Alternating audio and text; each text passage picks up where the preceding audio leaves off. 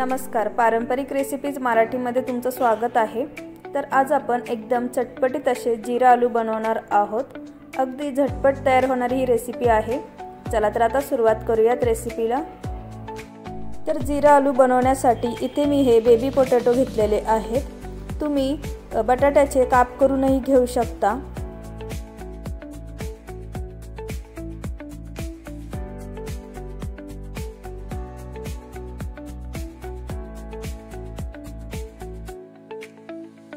तर इथे आता आपण गॅसवर एक कढई गरम करायला ठेवलेली आहे। यामध्ये आता आपण तेल ॲड करूयात। इथे मी हे साधारण 4 ते 5 चमचे हे तेल ॲड केलेले आहे। तेल हे छान असं गरम झालं की आता यामध्ये आपण 1 चमचा जिरे ॲड करूयात। जिरे हे थोडंसं जास्त ॲड करायचं आहे कारण इथे आपण हे जिरा आलू बनवणार आहोत। याचा फ्लेवर यामध्ये आला पाहिजे, त्यामुळे इथे मी हे 1 चमचा जिरे ॲड केलेला आहे।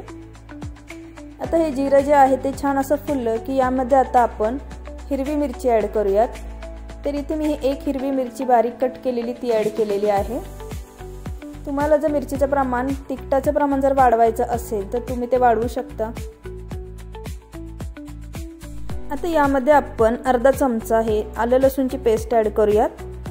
इथे मी लो फ्लेम ठेवलेला आहे। आता हे आपण छान असं मिक्स करून घेऊयात। हे मिक्स करून झाल्यानंतर आता यामध्ये आपण अर्धा चमचा हळद ॲड करूयात। फ्लेम हा पूर्णपणे लो ठेवायचा आहे। आता हे जे बेबी पोटॅटोज आहेत ते आपण यामध्ये ॲड करूयात। तर सॉरी, इथे मी सुरुवातीला सांगायचे विसरले, हे जे बेबी पोटॅटोज आहेत हे मी उकडून घेतलेले आहेत। आता हे आपण छान असे फ्राय करून घेऊयात। लो टू मीडियम फ्लेमवरच हे आपण मिक्स करून घ्यायचे आहेत, फ्राय करून घ्यायचे आहेत। हाय फ्लेम अजिबात ठेवायचा नाहीये। तर आता यामध्ये आपण चवीनुसार मीठ ॲड करूयात। आता हे पुन्हा एकदा मिक्स करून घेऊयात। मिक्स करून झाल्यानंतर आता यामध्ये आपण सर्वात शेवटी हे जे बेबी पोटॅटोज आहेत, हे जे जिरा आलू आहेत, हे छान असे चटपटीत बनण्यासाठी यामध्ये आता आपण 1 चमचा किंवा अर्धा चमचाही ॲड करू शकता आमचूर पावडर ॲड करूयात। तुम्ही याऐवजी लिंबाचा रसही ॲड करू शकता। आमचूर पावडर ॲड केल्याने याची टेस्ट आणखीन वाढते। चला तर आता आपण हे छान असं मिक्स करून घेऊयात। हे जे जिरा आलू आहेत हे तुम्ही घरी नक्की ट्राय करून बघा, एकदम चटपटीत बनतात। हे तुम्ही तसेचही खाऊ शकता किंवा चपाती बरोबरही खाऊ शकता।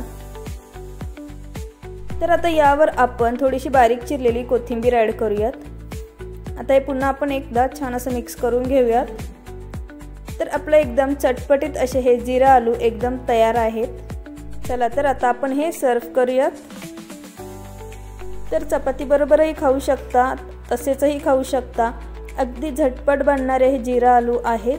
तर ही रेसिपी तुम्ही घरी नक्की ट्राय करून बघा। रेसिपी आवडल्यास नक्की लाईक करा, शेअर करा आणि सबस्क्राईब करायला विसरू नका। इंस्टाग्रामवर फॉलो करायलाही विसरू नका।